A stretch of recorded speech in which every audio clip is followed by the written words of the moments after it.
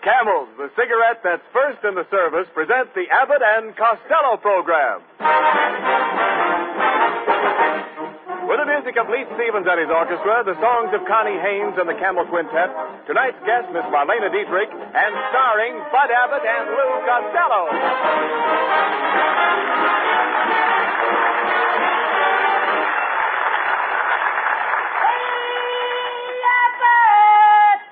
Costello. Oh, what? Will you stop that noise? What are you doing here in the studio dressed in your bathing suit? Well, I spent all day trying to get my car out of the swimming pool. What was it doing there? Don't you read the papers, Abbott? The government says you have to pool your car. No, you dummy. They mean share the ride. You have to pick up people. Oh, I did that yesterday. I picked up Helen, Mary, Rosie, and Josie. But your car holds more than that. Yeah, but now they only allow you 4 gallons a week. You can't get it. Well, never mind that, Costello. Where have you been all week? What have you been doing? Oh, boy, have I been having fun with Connie Haines. No kidding. Last Saturday, I took her to a football game. What a game! What excitement! Any passes? No, her mother was with us. And another thing, Abbott, there was a man sitting next to us with a 6-month-old baby. All afternoon, the kid was crying. He was so hungry. Well, didn't the father bring a bottle? Yeah, but the kid wanted milk. Finally, to shut the kid up, I give him a penny. Well, did that keep him quiet? Yeah, but he kept waving the penny in front of my binoculars. It ruined the game. How did it ruin the game? All afternoon, Lincoln was playing in the backfield. No. Well, forget the football game. Much better this afternoon, huh? Yes, a lot better. We've got other things to worry about. You know, our announcer, Ken Niles, is complaining because he didn't have enough to do last week. Isn't that right, Ken? Yes, it is. After all, I could give the program a lift. I'm a shot in the arm. You said it. You're a dope. Now, don't be silly, Costello. Niles is very popular. Why, sure. Right after the broadcast last week, a lot of women chased me up Hollywood Boulevard, and one of them caught me and threw her arms around my neck. I saw that. You did? Yeah. Why did you snatch her pocketbook? Now, cut it out, Costello. Now, I talked to Ken's wife, and she says he should have more lines. She says he's got talent. She says he's terrific. She says he's colossal. She says this. She says that. I don't care what his wife says. Well, I do. My wife is a wonderful person. She's as necessary to me as an umbrella in a rainstorm. I'll take the umbrella. It's easier to shut up. No. Now, why don't you be reasonable, Costello? Mrs. Niles is a very sweet girl. Yes, she is. You know, she's a great deal like Sonia Henny. You mean you have to keep her on ice? Please. Are you folks hearing us? Now, wait a minute, just a minute. Now, that isn't fair, Costello. Now, let's get together here. Give Ken a chance to show what he can do. Okay. Well, yeah. Thanks, Bud. I'd like to read a little tidbit that I just happened to bring along. Oh, this is going to murder you. One night as I sat rocking on my chamber floor, came a knocking, gentle knocking on my chamber door. Quoth the raven, nevermore. Quoth the raven, nevermore. There, how'd you like that? Don't look now, but the raven just laid an egg. Hello, everybody, and hello, my fat little sugar man. Oh, this voice of this kid is temporaneous. Quiet. Hello, Connie. Mr. Costello, honey, I'd like you and Mr. Abbott to meet someone. This is my Aunt Ruby. Hello. Nice to meet you. Hi, Aunt Ruby. How do you like California? Connie doesn't have enough to do. Wait a minute. After all, I listened to the program last week, and there should be more music. Connie ought to sing 45 songs. There's nothing but talk on the program. And who wants to hear a lot of talk? Hold your hat. Here comes another race.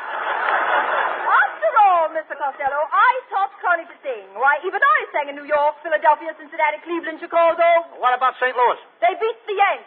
I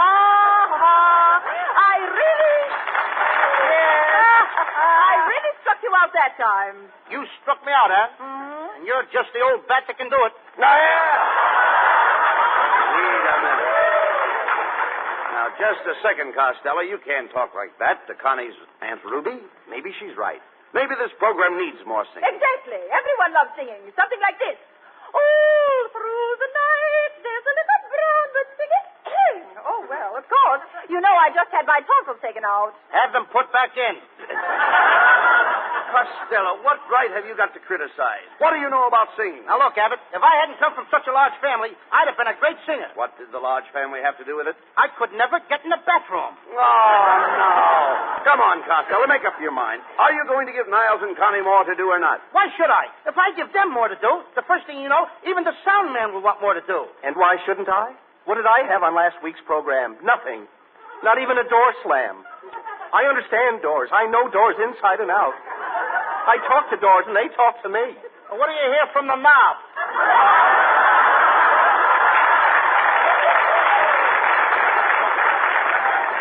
Ah, well may you laugh. Little do you know how important every little sound is to me.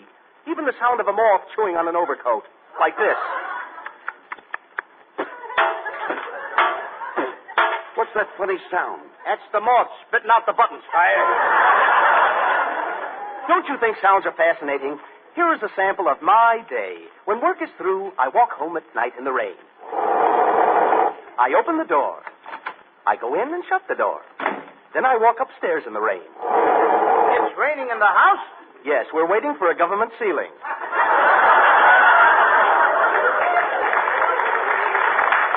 You must have a better rider than us, huh? Yeah, I imagine so. I jump into bed and sleep.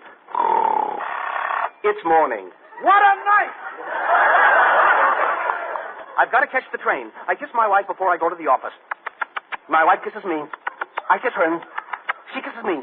Wait a minute. What about the office? With a wife like that, why should he go to the office?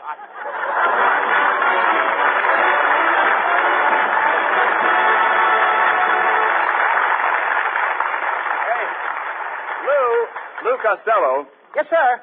Me? Yeah. How's your spelling this week? I can spell anything. Okay. Spell crumpets. Crumpets. Yeah, crumpets. Crumpets. Yeah. No. Crumpets. Crumpets. Wait a minute. You left out the T. Today, I gotta have crumpets without tea. Well, why? I lost my sugar ration card. Now, wait a minute. Look, Ration Lou. card. Yeah. But anyway. Ration. Ration. Look, around here, you can't forget any T's. Why not? Well, because with us, it's important. In fact, with any cigarette smoker, T ought to be one of the most important letters in the alphabet. Is that right? Why, sure. T stands for taste and throat. That's anybody's own personal proving ground for cigarettes. The T-zone. Now, of course, most people have tried Camels. But have you tried them lately, since you've been smoking more? Give Camels the T-zone test now. Ask your taste about Camel's flavor. You'll find it wears well, doesn't go flat. Ask your throat about Camel's mildness. It's the best judge you can find. Thousands of smokers who are making their own T-zone test advise Camels suit them to a T. Just remember that you're the one who's doing your smoking. For steady pleasure, try Camels. You'll find they're slow-burning, cooler smoking, richer tasting, milder, better. Because Camels are expertly and matchlessly blended of costlier tobaccos. So take a tip from your T-zone. Your throat and your taste will tell you. C-A-M-E-L-S. Camels. Get a pack tonight. You'll want to buy a carton tomorrow.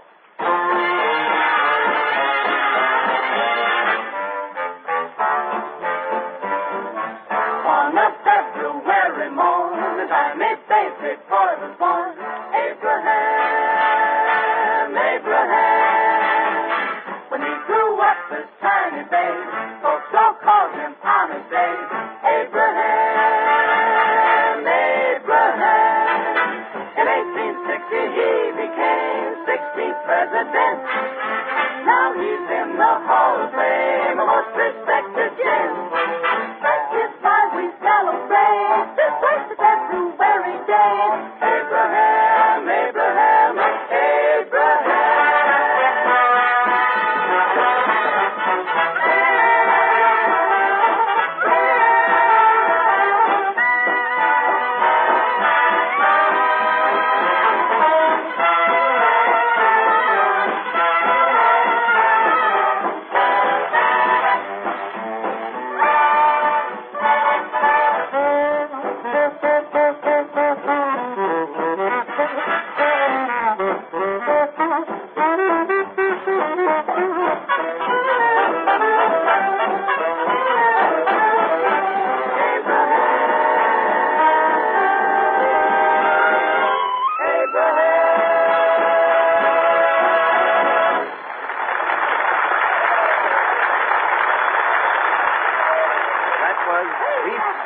Orchestra with the Camels Quintet. Doing Abraham from the Holiday Inn. And now, ladies and gentlemen, quiet. Abbott! What's the matter? Hey, look what I got. Look at all the money. Wait a minute, Costello. Where did you get that roll of bills? I went outside for a minute. Just when I reached the corner, a guy ran out of the bank with a bag full of money, and he gave me some. He gave it to you? Mm-hmm. What did he look like? I couldn't tell. He had such a bad cold, he had a handkerchief tied across his nose. Well, you dumb cluck, that was a mask. The man was a bank robber. Oh, I don't think so, Abbott. He was the president. He offered to sell me the bank for a squawk. Sell you the bank for a squawk? Yeah, he said, one squawk out of you and I'll give you the business. Of all the dumbbells, why didn't you go into the bank and investigate? I did go in. And what a way to run a business. I walked in and a couple of clerks were playing hide and seek. That's ridiculous. Honest. One guy was hiding in the closet. The other guy was under the counter. There was nobody around to play with him. Then there was another guy. What other guy? He was trying to do tricks. Trying to do tricks? Yeah, he was laying on the floor trying to escape from a lot of ropes. And you thought he was playing a game? Fine time to play games. Huh? Well, Especially when he had a toothache. he didn't have a toothache. No, then why did he have a plaster across his mouth? The man had a gag in his mouth. If he did, he never got a chance to tell it. You should have taken the plaster off his mouth. I did. And right away, the guy started worrying about his rationing card. Worrying about his rationing card. Yeah, he started yelling, they took the sugar. They took the sugar. Oh, no, Costello. The man was yelling because he was stuck up. Stuck up? Sure. A fine time to get a swelled head. No. Somebody might have robbed the place. He did rob the place. Look, was there anybody with him? Just a woman. A woman. Why didn't you mention her before? She didn't appeal to me. Oh. Did you pinch her? No. Then you should have held her. If I'd have held her, I'd have pinched her. You idiot. A little bit. Do you realize that by keeping the money and letting the crooks get away, you've made yourself an accomplice? 10 Niles. Turn on the radio. Maybe we'll get a police report. Hurry up. Okay, Bud. Okay. Hey, you get it, Abbott? What's that? There's a message. Well, what does it say?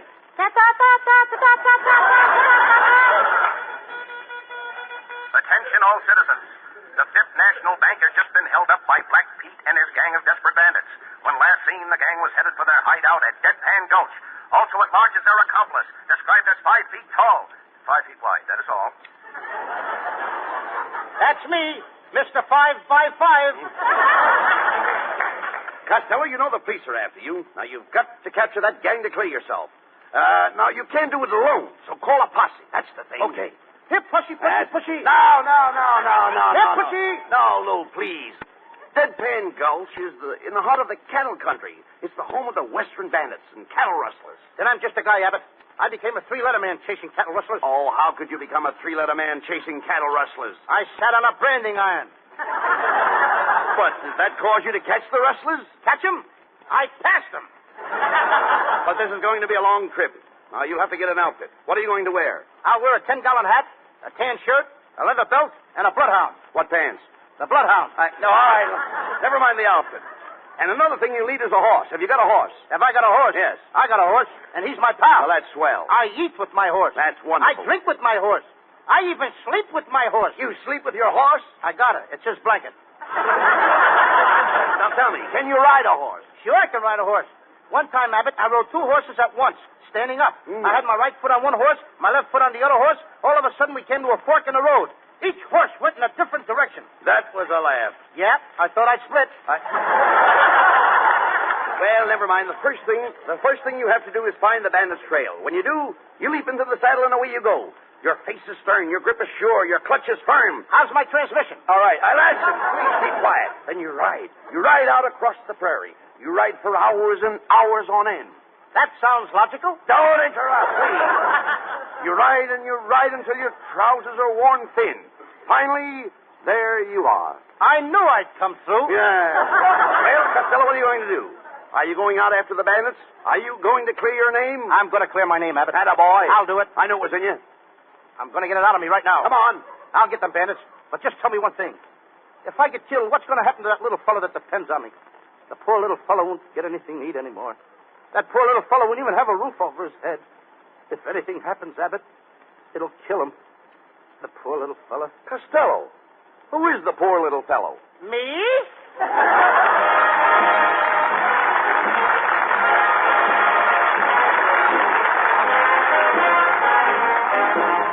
And here's Connie Haines with a Camel Quintet to sing a new tune of the Old West, Cow Cow Boogie. Out on the plains down near Santa Fe, I met a cowboy riding the range one day, and as it jogged along, I heard him singing a most peculiar cowboy song. It was a ditty he learned in the city. Come a ta ya ya, come a ta yip get along. Get hip, little doggies, get along. Better be on your way, get along. Get hip, little doggies, and he trusts them on down the old fairway, singing his cow boogie in the strangest way. Come a ta ya ya, come a ta yip singing his cowboy song. He's just too much. He's got a knocked out western accent with a Harlem touch. He was raised on local weed, what you call swing half-breed, singing his cow boogie in the strangest way. Come a ta ya ya, come a ta yip singing his cowboy song. He's just too much. He's got a knocked up western accent with a Harlem touch. He was raised on local weed. He's what you call swing half-breed, singing his cow boogie in the strangest way. Come a ta ya ya, come a ta ya ya. Come a ta it's the cow boogie, the cowboy boogie song.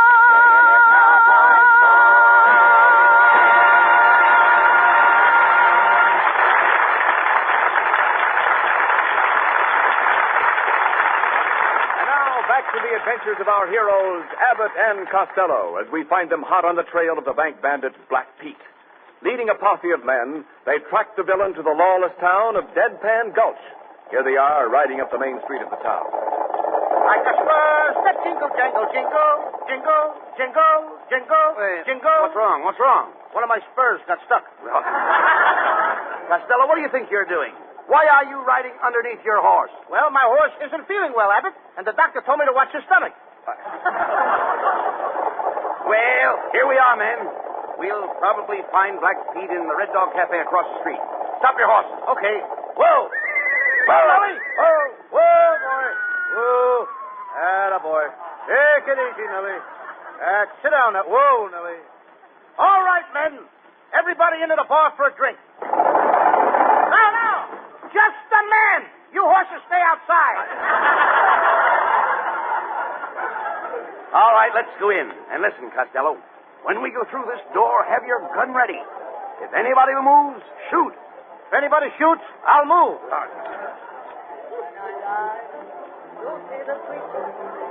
Oh, speaking of my glory and my fame. Hey, Abbott, listen to that. What a pair of pipes. Wish I was a plumber. And tell them my side. Costello, don't you recognize her? Tell them my cry. She's the toast of Deadpan Gulch. My Really? side of the same. Oh, Marlene Dietrich.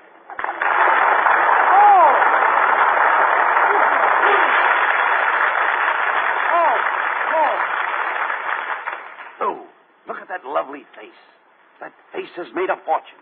Yeah, it runs into a nice figure. Hello, boys. Hello, boys. How big are men where you come from? Welcome to the Red Dog Cafe. Did you like my song? What do you think of my range? Your range is lovely. In fact, I like your whole kitchen. Oh, you flatter me. You're probably tired after your long trip. How about a drink? Okay. I'll have a Crosby cocktail. What's that? One drink and then bing. With your personality, I would suggest straight corn. What a fresh kid. Just a minute, Marlene. You see, neither one of us is a drinking man. Do you have anything a little milder?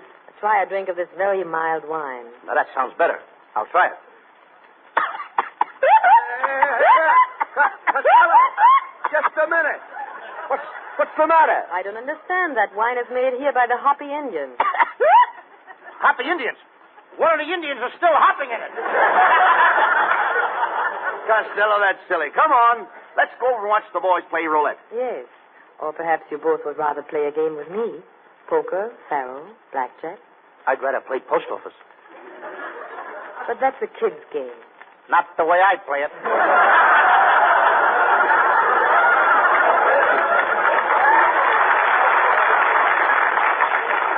You know, little fat man, I could go for someone like you.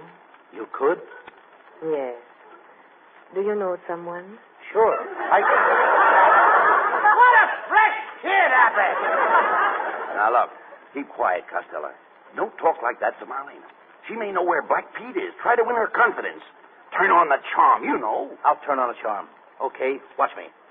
Marlena, my love, I adore you. You do? Yeah. Marlena, will you let me be your slave? Will you let me do something for you that I have never done for any other woman? What's that? Will you let me press your slacks? Costello, will you stop that? You just don't know how to handle these Western girls. Oh, yes, I do, Abbott. Marlena, one time I was in love with a bow-legged cowgirl. She was too bow-legged to round up the cattle. What do you mean? Well, she had a terrible time getting her calves together. What are you talking about, Costello? You've never even been in love with a girl. Yes, I was. I can see her now. She always wore cotton stockings. Cotton stockings? What happened to her? Nothing. But of all the girls I got tattooed on my chest... On your chest? Marlena, I love you the best. The best? Better than the rest. The rest? In the West. The West? On my chest. On your chest? There's an echo in the joint. Well, there's no question about it, Costello. Marlene Dietrich just can't be bothered with a man like you. Marlena, is that true? Oh, Lou. If you only had the eyes of Clark Gable. Yes. The nose of Tyrone Power. Yes, yes. The chin of Gary Cooper. Yes. The face. The face of who? That's all, if you only had a face. You know, the kids get nervous. Look here, Costello. We're wasting time. Did you forget why we came to Deadpan Gulch? We've got to find Black Pete's hideout. Black Pete, he's the most dangerous character in these parts. Boy, he don't bother me. But he's very tough. He eats little men like you every morning when he gets up. That's me, the breakfast of champions. But Lou, why don't you give up this mad search? It can only lead to your death. I think you got something there, kid. Hey, Abbott, I am scared. Ain't you scared? No, I'm not scared. Then why are you biting my nails? But no matter what happens, I'm going after Black Pete, Marlena. And if I die, I want you to take this shirt of mine as a keepsake. But suppose you don't die. Then wash it and have it back by Monday. And no starch in the collar, either. Listen, Costello, cut out the foolishness. Now we line up everybody in the room until we find our man. That's right, Abbott. Everybody line up and empty out your pockets. Why are you making them empty their pockets? I lost my yo-yo. Now, wait a minute, boys. It's not necessary to look any further. I am Black Pete. You are? What a fresh kid. What a stale plot. I think you got something there. Marlena, I still don't believe all this is true. It is true. I took the money from the bank, but I did not steal it. It was my own money. It was my pin money. $100,000 pin money? I have very expensive pins. If you don't believe me, I'll show you. I have all the money right here in my stocking. Look. Abbott, what a cute bank. What a place to make a deposit.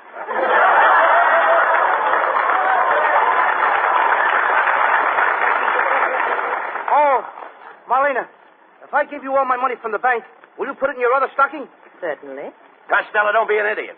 Your money is safer in the bank. Why do you want to put it in her stocking? Because that's where it's going to draw the most interest.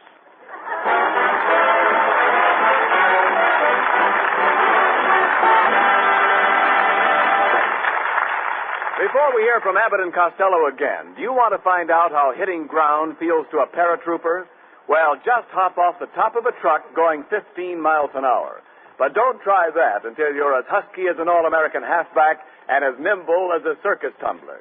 Even then, you'd have to learn plenty to qualify for the shoot troops, fighters as tough as any in the world. And whether your job is to dangle in midair from silk cords or whether you're making the chutes, you want to get the most out of your off-duty moments. Take Helen Lynch, for instance. She works at the Pioneer Parachute Company, making some of the chutes used by our paratroopers. Like so many of us, Miss Lynch is smoking more these days, and she sticks to Camels. She said, quote, "Package after package, Camels never tire my taste or wear out their welcome. They have such a rich, full flavor, and they're so easy on my throat." Unquote. Camel is first in the service. Actual sales records in post exchanges and canteens show that with men in the Army, the Navy, the Marine Corps, and the Coast Guard, Camel is the favorite. Why is that? Well, just ask your own throat and taste. Camels have a full, rich flavor, the kind that wears well, doesn't go flat. Camels are milder, too, and cooler smoking because they're slow burning. The big reason behind this Camel goodness is costlier tobaccos, blended in the years-old Camel tradition of quality tobacco blending. If you're smoking more these days, try Camels. Your throat and your tastes will tell you. C-A-M-E-L-S. Camels. Get a pack tonight. Send the carton to that fellow in the service.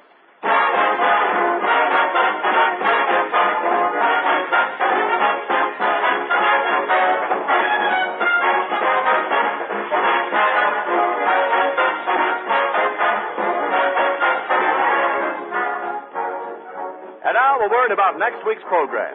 You'll hear more music from Leith Stevens and the orchestra, more songs by Connie, Haines, and the Camel Quintet, and a gripping, dramatic story of life in the squared circle with our guest star, John Garfield. Now, here is a short preview of next week's program.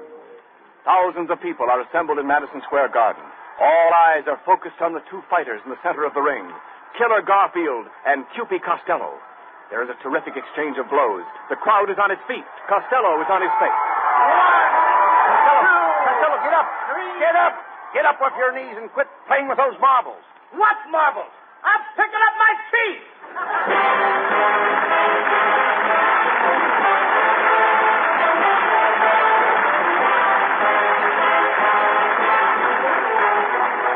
Be sure to tune in next Thursday night at the same time for another big comedy show starring Bud Abbott and Lou Costello, with John Garfield as our guest.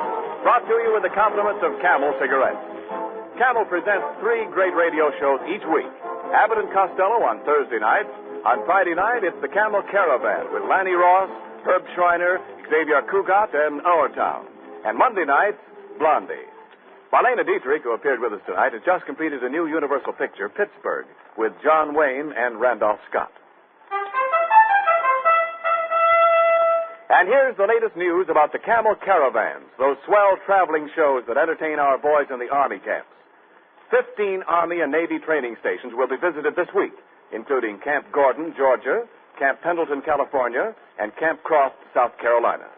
This is Ken Niles speaking for the makers of Camel Cigarettes, and wishing you all a very pleasant good night.